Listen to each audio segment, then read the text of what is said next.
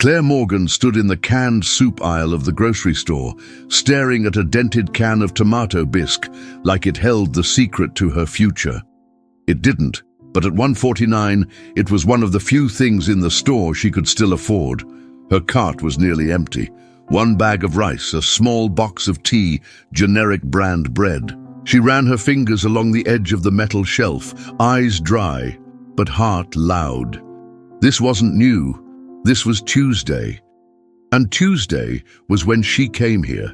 Not to shop, really, but to pretend she still belonged in a world where people bought things without checking their bank app twice. Claire had once been someone, a marketing coordinator at a decent firm, an apartment with a view, a dog, a fiancé named Tom, who used to call her Sunbeam when she lit up a room. Now she was a woman in line at the checkout, counting items, not dollars, because there weren't many dollars left. 3 months since she lost her job. 5 months since the engagement ended. 8 months since the health scare that drained her emergency fund and taught her that insurance fine print is written in a language only lawyers understand. She moved slowly through the store, not because she was tired, though she was, but because speed made the illusion harder to maintain. Fast walkers in grocery stores had purpose, lists, dinner guests to impress. Claire had silence, shame, and a freezer that hummed too loudly at night. As she rounded the corner to the dairy aisle, her phone buzzed. Bank notification. Your balance is below 10 zeros. She didn't even flinch anymore. Just put the yogurt back. At checkout, she stood behind a man in his late 30s. He was wearing a navy peacoat and scuffed shoes, holding a small basket with 4 items: a rotisserie chicken, a loaf of sourdough, a 6-pack of sparkling water, and a bar of dark chocolate.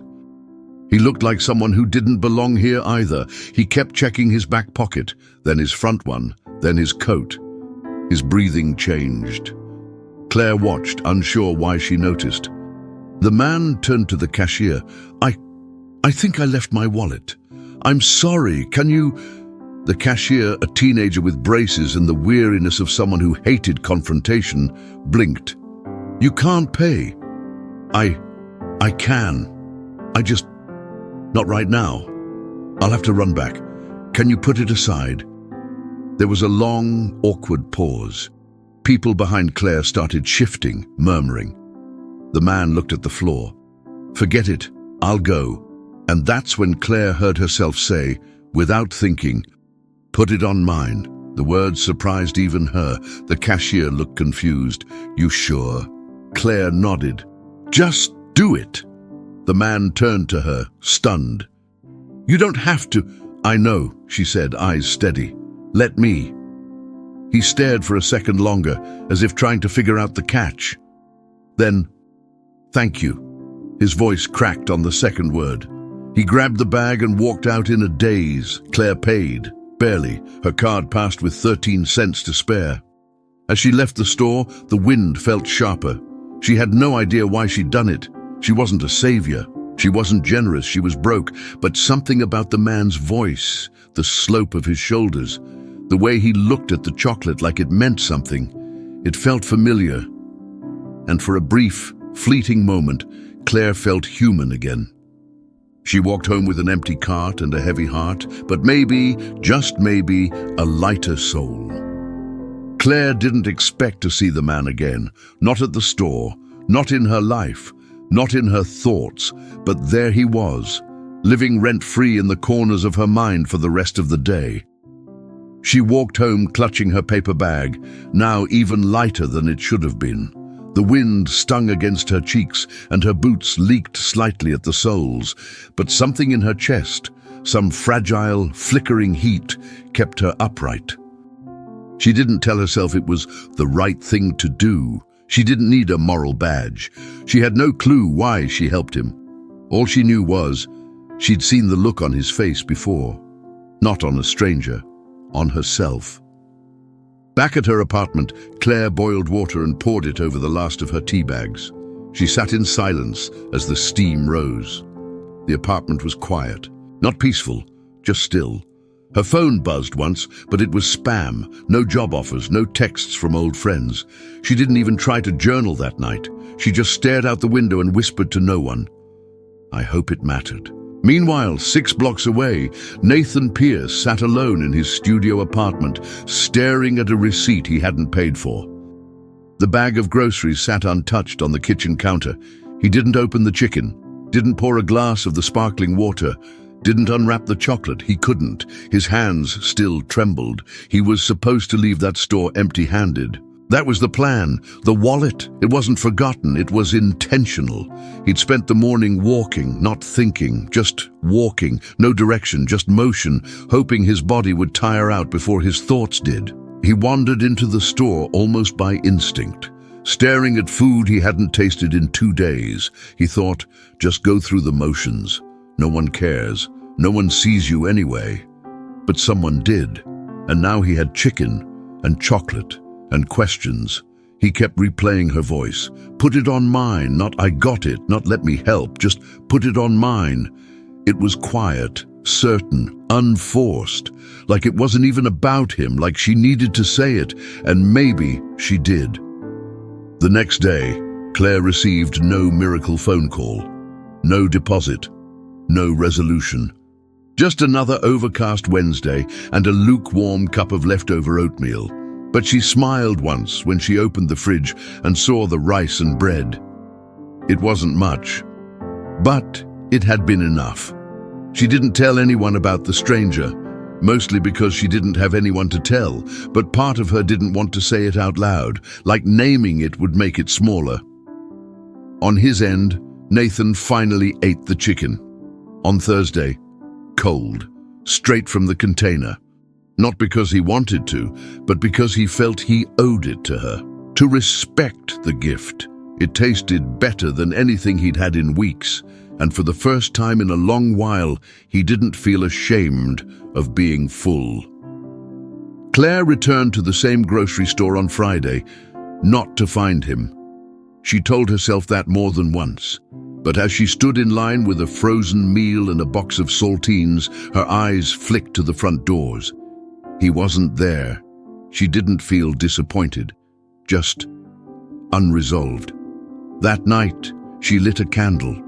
No power outage, no special reason. Just because she missed the feeling of light she created herself. She curled up on the couch, pulled a blanket over her knees, and thought, if nothing else ever changes, at least I changed something for someone. And for the first time in weeks, she slept through the night. 7 days passed. Claire didn't circle them on the calendar. She didn't mark them with any significance, but she counted, because people without plans tend to count things. And this week, she was counting moments since that day in the store. Day 1, she refreshed her email 12 times. Not because she was expecting anything from him. She didn't even know his name. But maybe, she told herself, something good would finally break through. A job offer, a message from a friend, a refund she forgot she was owed. Instead, she got a newsletter about cookware sales. Day 2, Claire cleaned the kitchen, then rearranged the living room. She placed the tea tin exactly in the center of the table, not out of neurosis, out of need to control something. She didn't think of the stranger more than 10 times that day, which was less than the day before. Progress. Day 3. The library email said her card had expired.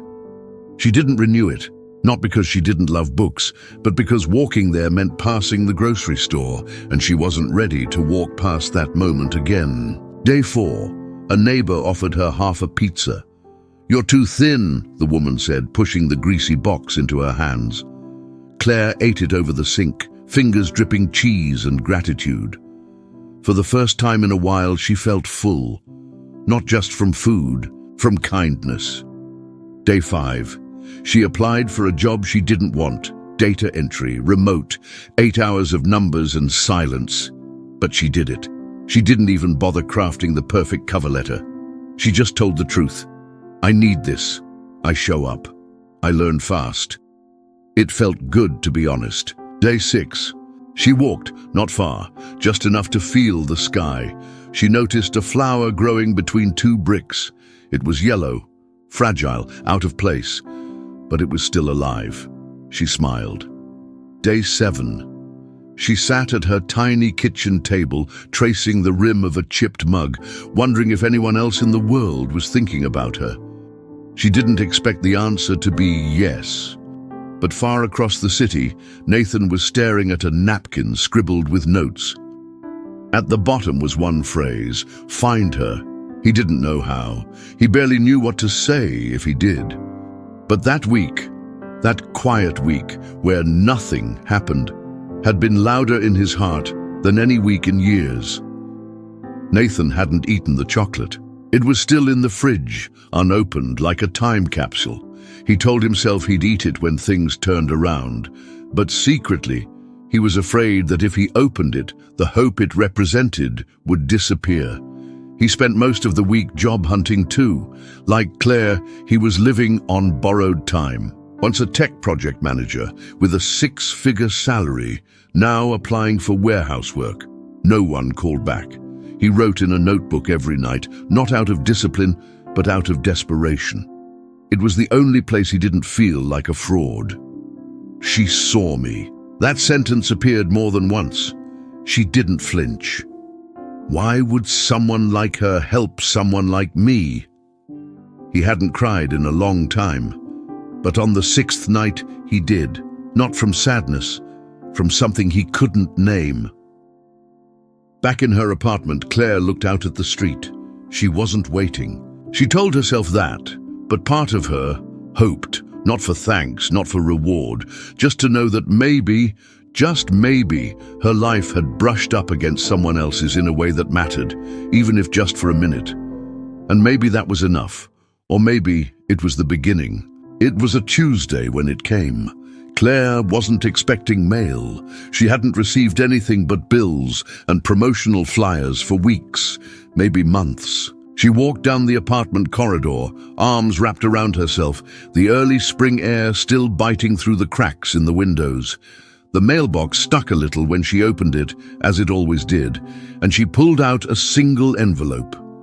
No return address, no markings, just her name, handwritten. Claire Morgan. The handwriting was unfamiliar, careful but unsure, like someone who hadn't written by hand in a long time. Her fingers tightened around the envelope. She looked around. No one in the hall. No footsteps. No signs of a prank or mistake. She didn't open it immediately. She walked back to her apartment, closed the door behind her, and stared at it on the table. She made tea. She changed into her sweatshirt. She paced once, then twice. Then she sat down and opened it. Inside was a folded sheet of paper, cream-colored, slightly textured, written in the same handwriting. "You may not remember me, but I remember you. Last Tuesday, grocery store. You stepped in when I had no voice, no hope, no plan. You didn't ask for anything. You didn't demand a reason. You just acted. That moment did something. I can't explain it without sounding dramatic, but it stopped a fall. I wasn't supposed to be there. I wasn't supposed to be anywhere. You reminded me that people still see each other, that not all kindness has conditions." There was a pause in the writing, an indentation like the weight of the pen had pressed longer. "I'd like to meet you again. No pressure, no expectation, just gratitude. Saturday, 3 p.m., Crescent Park, near the East Fountain. You don't have to come, but I hope you do." And Claire reread the letter 4 times. She didn't know what to feel. Her first instinct was suspicion. The world wasn't built for clean intentions anymore. She'd learned that. But there was nothing threatening in the tone, no hint of manipulation, just sincerity. She folded the letter carefully, placed it back in the envelope, and slid it into the drawer next to her bed. She didn't make any decisions that day, didn't tell anyone, not that she had someone to tell. She went to sleep, wondering if anyone had ever written her a letter like that before. She couldn't think of one. The next morning, she took out the envelope again. She traced the letters of her name with her thumb. Something inside her, quiet, stubborn, stirred.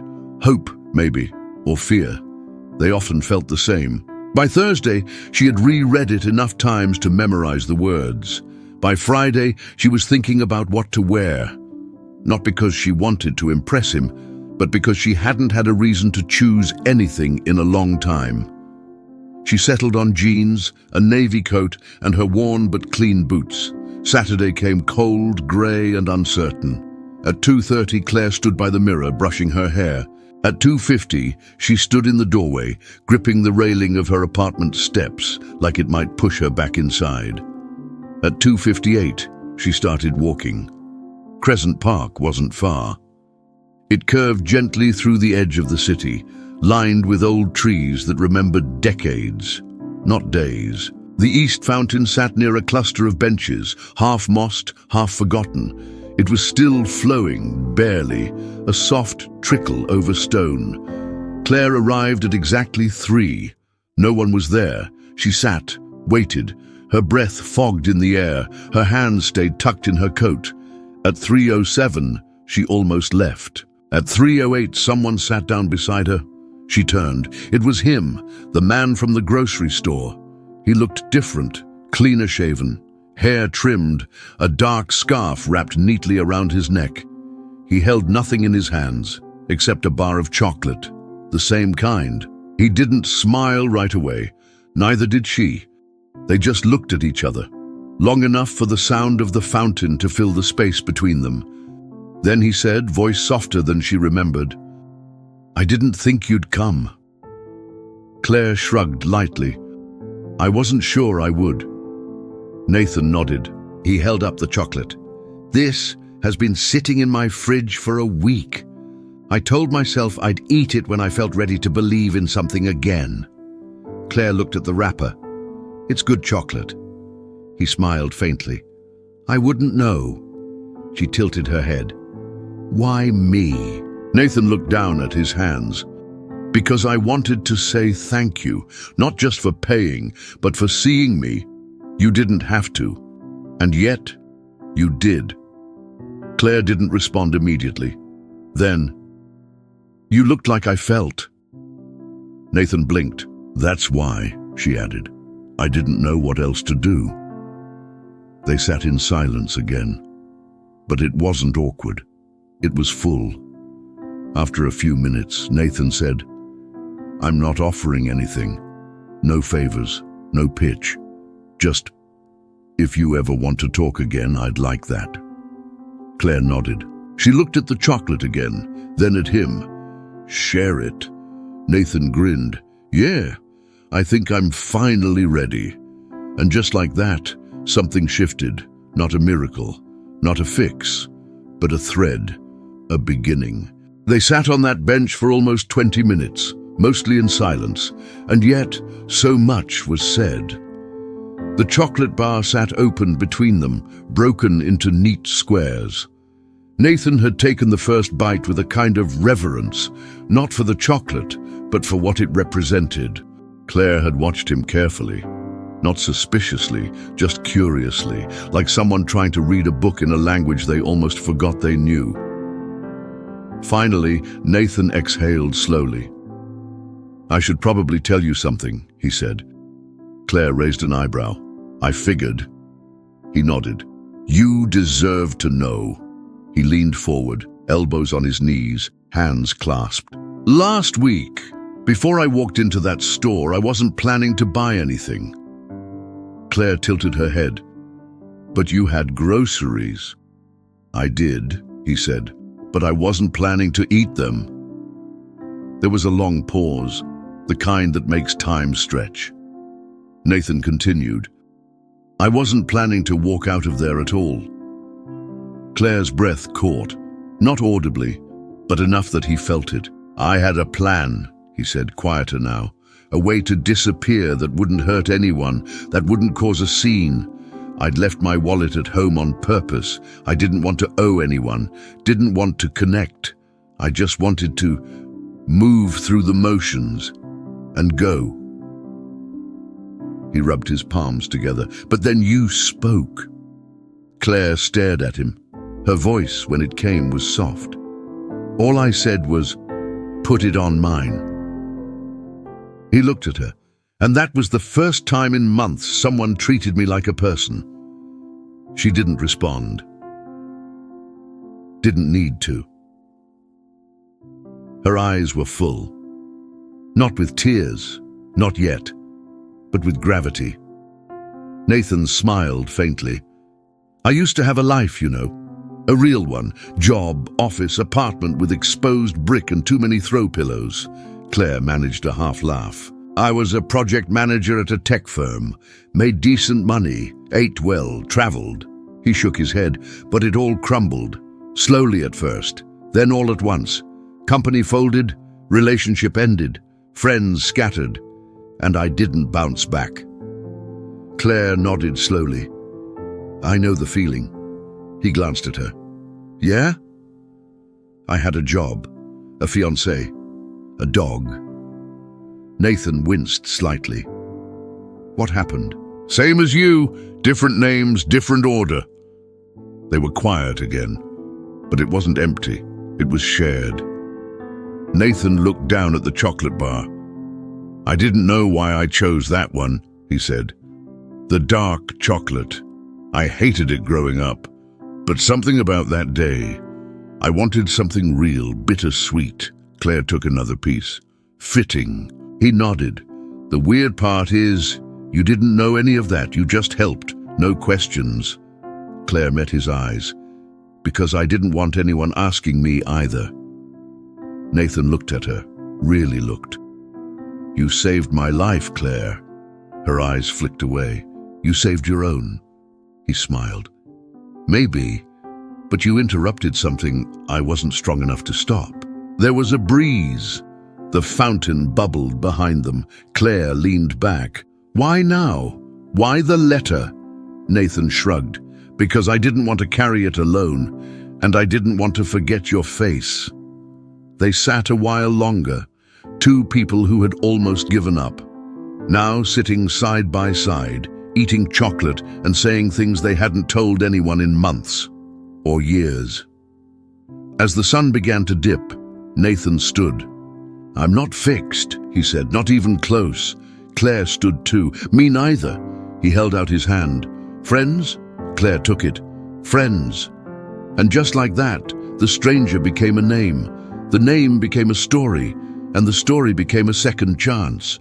2 days after the meeting at the park, Nathan invited Claire for coffee, not at a cafe, at his apartment. He was careful not to make it sound like more than it was. "Low pressure," he'd said on the phone. "Just coffee, just talking."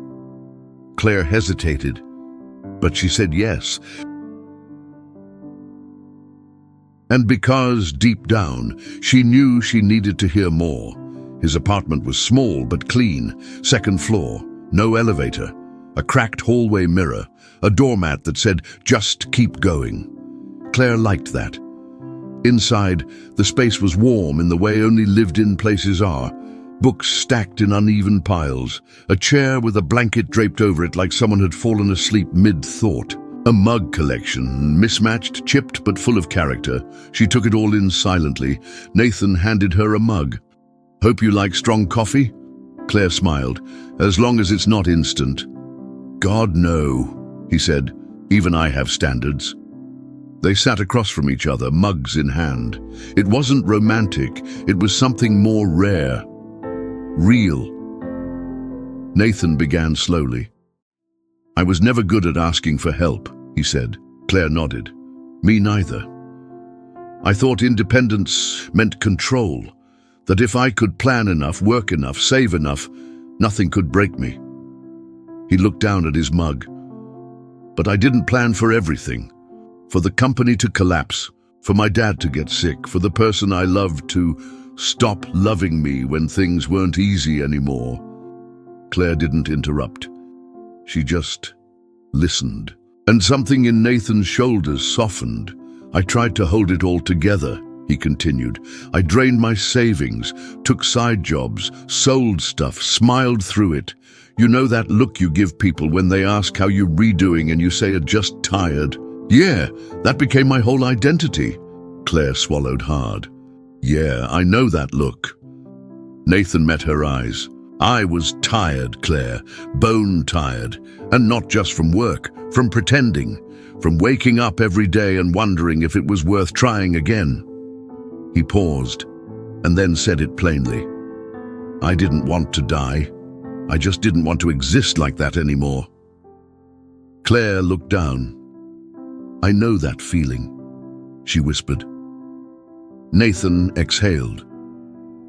I knew the grocery store had cameras. I figured if I walked in, didn't steal anything, left without incident, no one would notice. I'd vanish quietly. He stared at the steam rising from his coffee. But then you said 6 words. Claire blinked. Put it on mine, he said, and suddenly I couldn't vanish, not after being seen. They sat in silence for a while, the kind of silence that doesn't ask for noise. Then Claire spoke. I used to be proud of being needed. Nathan looked at her. My job, my relationship, my dog. I felt like I had purpose because people needed me. And then, they didn't. He nodded. That's the worst kind of quiet. Claire smiled, bittersweet. It is. They talked for hours about who they were before life changed, about the places they'd loved, the music that made them feel like someone still understood, about small losses, favorite mugs, forgotten birthdays, inside jokes that belonged to people who'd left. And through it all, something steady built between them, not a romance, a recognition. At one point, Nathan stood and opened a drawer. He pulled out a small photo. It was him, years younger, standing beside a woman in a yellow coat. My sister, he said. She passed 2 years ago. Heart defect, sudden. Claire studied the photo. You look happy. I was, he said. We were each other's emergency contact. After she died, I realized I didn't have one anymore. Claire didn't respond. She just reached out and placed her hand on the table, palm open. Nathan stared at it, then gently, carefully, placed his hand on hers.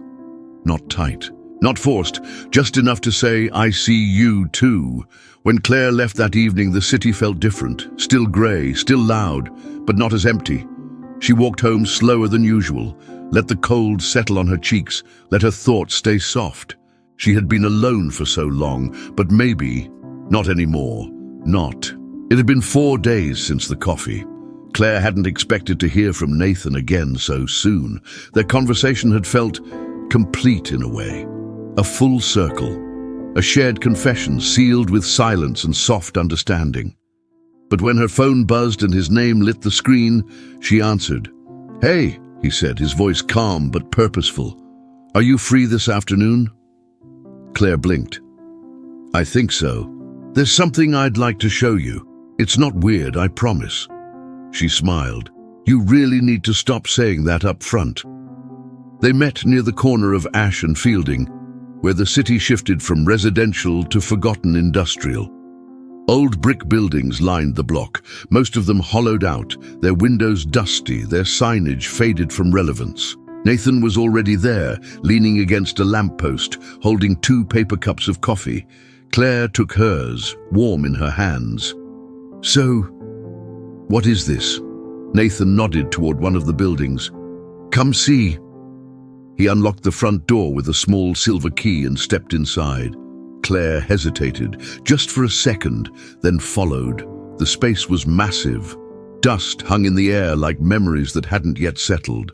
There were long wooden tables, old metal racks, a small office tucked into the back corner, a few chairs stacked on top of each other, all facing a blank wall. It smelled like time. Nathan walked slowly across the room. This used to be a print shop, he said, run by an old friend of my sister's. After she passed, he gave me a deal to take over the lease. Said I could do something with it when I was ready. Claire looked around. And, are you ready? He paused. I think I'm almost ready, he said. and I'd like you to be part of it." She froze. "What?" Nathan turned to face her. "Claire, I've been sitting on this idea for months. I want to turn this into a community workspace, something for people like us, who've fallen, been forgotten, or are trying to restart. Workshops, freelance desks, maybe even a pop-up cafe on weekends. Nothing fancy, just something real." He walked toward her, slow, steady. "I know you're looking for work. I know you're good with people. And you told me how much you miss being needed." Claire's heart thudded. "I want you to help me build this," he said. "Not as a favor, not as a project, as a partner." Claire shook her head slightly. "Nathan, I don't even know if I'm qualified. I've been out of the game for months. I'm still barely holding myself together." He stepped closer. "So am I. That's the point." She looked down at the coffee in her hands. "I don't want to owe anyone." Nathan's voice dropped. "You don't. This isn't charity, Claire. This is a chance." She stayed silent, long enough for dust to settle in beams of light through the cracked windows. Then softly, "Why me?" Nathan didn't hesitate. "Because when no one else saw me, you did. And that kind of vision, it's rare. It's what this place needs." Claire didn't say yes. Not that day. She walked home through wind that seemed to whisper both promise and panic. She made dinner, stirred the soup too long, didn't taste it. She sat in bed, staring at the ceiling, and thought, what if this is real? Then, louder, what if I mess it up? The next morning, Nathan texted, "No pressure, still here." Just that. 2 words that held more comfort than she expected. She didn't reply right away. But she did take out an old notebook. She flipped through it. Pages of job applications, half-written letters to her ex, budget breakdowns, scrawled in desperation. Then she turned to a blank page and wrote in big, uncertain letters, what would a second chance look like? She stared at the question for a long time, then added, maybe it looks like this. The next afternoon, she stood in front of the same building again. Nathan opened the door, eyes expectant but calm. Claire stepped inside and said, "I have conditions." He smiled. "Good," she nodded. "I want to be involved from the ground up, not just a face in the room." "You will be." "I want to help shape what this becomes, not just work for it." "You will." Claire exhaled, then extended her hand. "All right then, let's see if we can build something from broken pieces." Nathan took her hand. "Let's." And just like that, a space that had sat empty for years took its first breath. The first week was exciting. Claire showed up early to the space, hair tied up, sleeves rolled. She swept floors, cleared debris, and started sketching layout ideas on a clipboard Nathan found in one of the storage closets. For the first time in months, her hands were doing something purposeful. Her eyes scanned rooms with possibility instead of resignation. Her voice didn't shake when she spoke. She even laughed. Real laughter, when Nathan found a dusty disco ball in a forgotten supply box and suggested they hang it in the restroom for inspiration.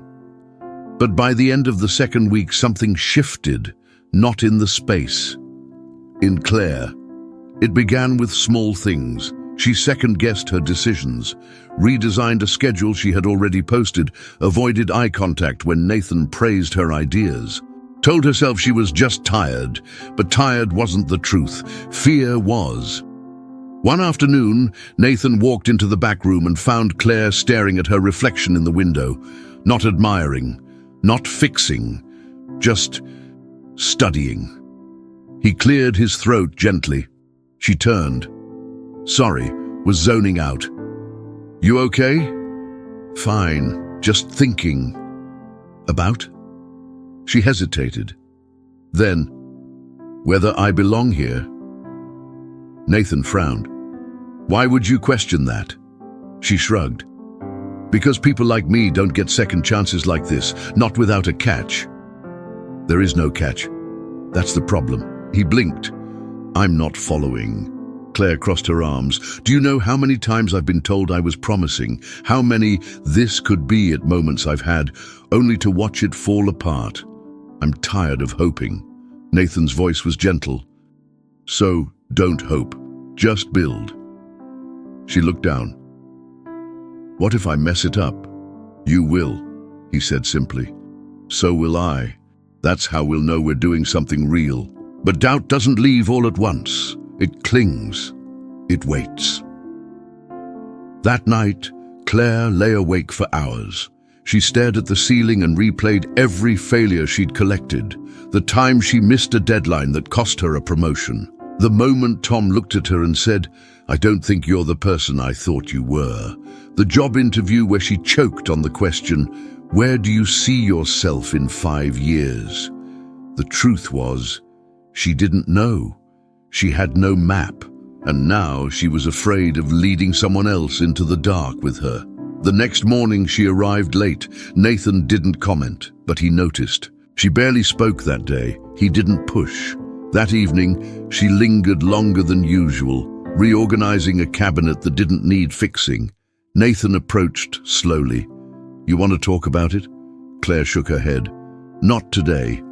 Okay, he said, then paused. But soon, she nodded. Soon. 2 days later, Claire didn't show up. No call, no text. Nathan waited. By noon, he sent a simple message. You're not alone in this. Let me know you're okay. No response. He didn't try again that day. Claire sat in her apartment, phone screen dark in her hand. She had read the message 5 times, but her chest felt tight, her limbs heavy. She wanted to reply, but shame had built a wall between her and the keyboard. She whispered into the stillness, why does it feel so hard to accept something good? The silence had no answer. The next morning, Nathan showed up at her door.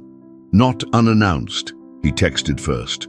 I'll be outside for 5 minutes, no pressure. Claire opened the door after 4. She looked exhausted.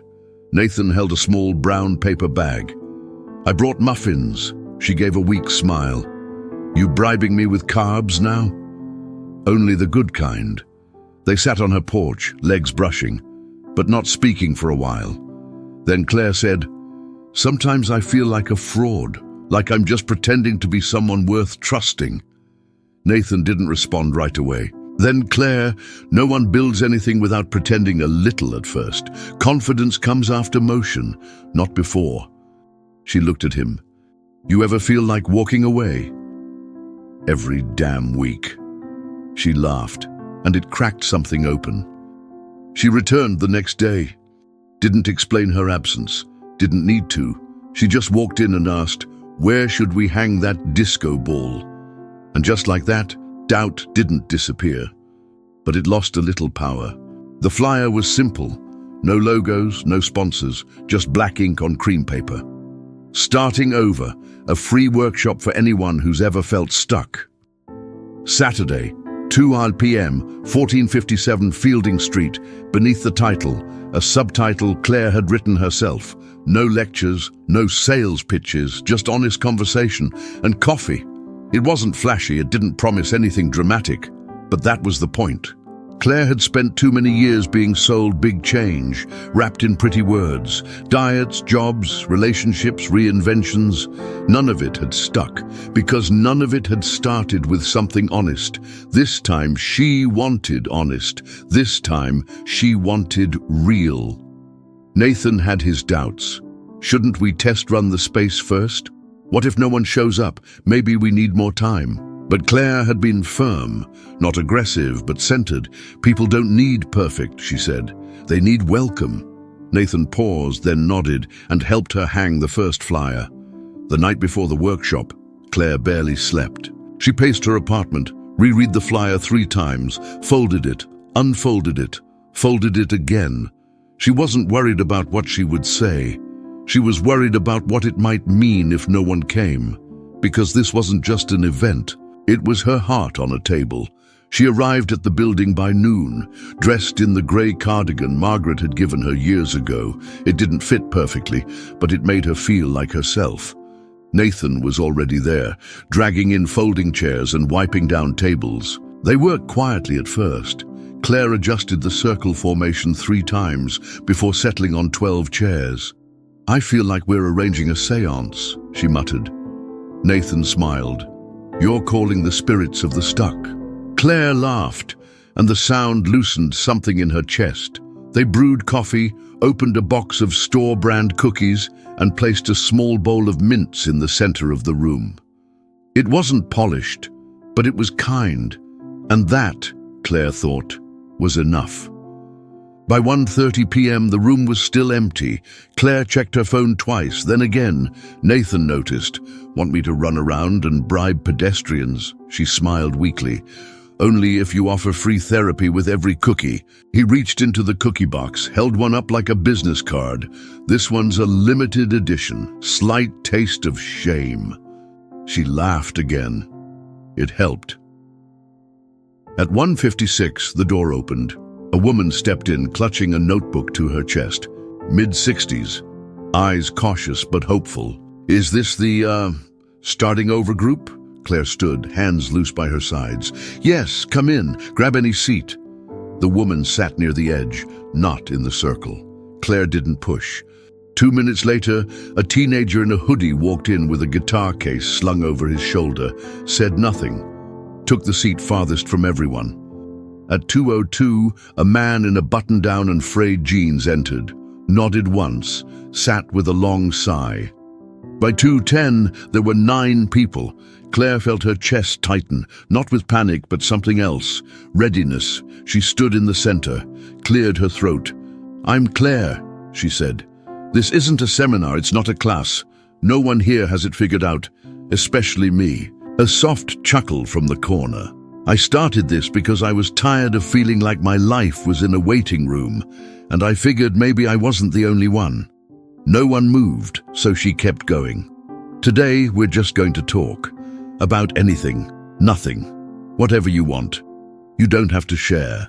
You don't have to explain. You just have to show up, and you already did."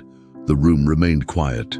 Then the woman with the notebook said, "I lost my husband 3 months ago, and I haven't said that out loud until now." Claire's throat caught. Then the teenager mumbled, "I dropped out last year. I haven't told my parents." One by one, pieces of pain and hope began to spill. A man shared he hadn't spoken to his daughter in over a decade. A woman admitted she hadn't painted in months out of fear her best work was behind her. Another confessed they had been sober for only 6 days and didn't know if they'd make it to 7. No one judged, no one tried to fix. They just listened, and in the listening, something sacred began to form. By the end of the session, Claire had cried once, so had Nathan, quietly from the back. The group lingered, no one rushed out. When they finally left, they did so with nods, small smiles, and promises to return. The painter stayed behind and asked if she could bring color to the walls. The man with the guitar offered to play next time. The grieving woman handed Claire a slip of paper. It read, "Thank you for giving me back 1 hour of my life." Claire held it in her hand long after the room emptied. Later that night, Claire and Nathan sat on the floor, legs stretched, backs against the wall. "Think it meant anything?" she asked. Nathan looked around. "It meant everything." Claire let her head fall back. "I feel like I stood naked in front of a crowd," he laughed. "That's kind of what leadership is," she groaned. "Please don't call it that." He grinned. "You led today, whether you wanted to or not." She looked at him. "I'm scared it won't last." He nodded. "It won't. Not the same way. But that's okay. You built something today, and you'll build again tomorrow." She didn't respond, just leaned against his shoulder, and in that silence found something she hadn't felt in years: belonging. It had been 6 months since the flyer went up.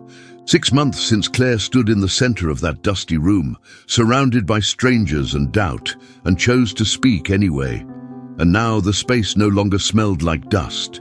It smelled like coffee and fresh paint and presence. The starting over workshop had become a weekly rhythm, not a fad, not a program, just people, real ones, coming back. They didn't always stay long. Some came once, spoke for 10 minutes, and never returned. Others became regulars, bringing stories, questions, silence, sometimes even casseroles. But all of them left a trace, on the walls, on the tables, in the air, and in Claire. She still had bad days, days where the doubt returned in whispers, days when she stared too long at her reflection and wondered if this was all a fluke, if people would one day realize she wasn't as wise or strong or special as they thought. But then someone would walk through the door, eyes wide and unsure, clutching a flyer or following a friend's word, and Claire would meet them with a look that said, "You're here. You matter. Let's start." One afternoon in October, she arrived to find a new note taped to the bulletin board by the door. It was written in block letters, "You changed the course of my life, and I never even said thank you. Someone you helped without knowing." She stood there a long time, didn't touch it, just let the words settle. Nathan walked in a moment later. "Who's it from?" Claire shook her head. "Doesn't say." He studied her face. "You okay?" She nodded. "Just reminded me." "Of what?" She turned, voice soft. "That the best parts of us often leave fingerprints we never see." Later that week, they hosted a community dinner, tables pushed together, dishes brought from mismatched kitchens. Laughter echoed, plates clinked. People who once thought they had nothing in common passed bread like they'd known each other forever. At one point, Claire looked around the room and realized something. This wasn't just a workshop, it was a home, not for bodies, for hearts. After everyone left, she and Nathan stayed behind to clean. They didn't rush. They moved slowly, quietly, like caretakers of something sacred. As she wiped the table, Claire asked, "Do you ever wonder where we'd be if I hadn't have paid for your groceries that day?" Nathan smiled. Every week. Claire shook her head, amazed. It was such a small thing. "No," he said gently. "It was the thing." He paused, then added, "You helped me when I had nothing to offer. You didn't ask for explanation or payback. You just gave." Claire looked down. "I don't think I knew what I was doing. But that's the beauty of it," he said. "You didn't need to." Outside, the city breathed. Leaves danced in the wind like memory. Claire walked to the door, turned off the light and locked it behind her. Nathan stood beside her on the sidewalk. The building now bore a small brass plaque beside the entrance, the Fielding Project, built from a single act of kindness. Claire hadn't approved it. Nathan had it installed without telling her, but when she saw it, she didn't cry. She just nodded and said, "Yeah, that sounds right." The next morning, she checked the mailbox. Inside was a small envelope. No return address, just her name. She opened it carefully. Inside was a folded thank you card. Handwritten, "You helped someone who didn't believe in good people anymore. I do now. I'm working at a shelter. I talk to strangers. I ask for help. You taught me that, without knowing. Thank you." And Claire closed her eyes, held the card to her chest, and smiled. Because sometimes what you leave behind isn't a legacy. It's not applause. It's not recognition. Sometimes it's a light you sparked in someone else, who then carried it into the dark for someone you'll never meet. And that is more than enough. Sometimes kindness isn't loud. It doesn't go viral. It doesn't change the world in a headline. Sometimes it's just a quiet choice to say yes, to help, to see someone. Claire didn't know what her $14 would do that day in the grocery store. She just chose compassion over convenience. And because of that, a life was saved, a space was built, and dozens of others found their way back. So if you've ever wondered if small things matter, let this story remind you, they always do. If this story moved you, leave a comment below telling us, what was the smallest act of kindness that changed your life? And don't forget to like, subscribe, and share it with someone who needs to believe again. Sometimes kindness isn't loud. It doesn't go viral. It doesn't change the world in a headline. Sometimes it's just a quiet choice to say yes, to help, to see someone. Claire didn't know what her $14 would do that day in the grocery store. She just chose compassion over convenience. And because of that, a life was saved, a space was built, and dozens of others found their way back. So if you've ever wondered if small things matter, let this story remind you, they always do. If this story moved you, leave a comment below telling us what was the smallest act of kindness that changed your life. And don't forget to like, subscribe, and share it with someone who needs to believe again.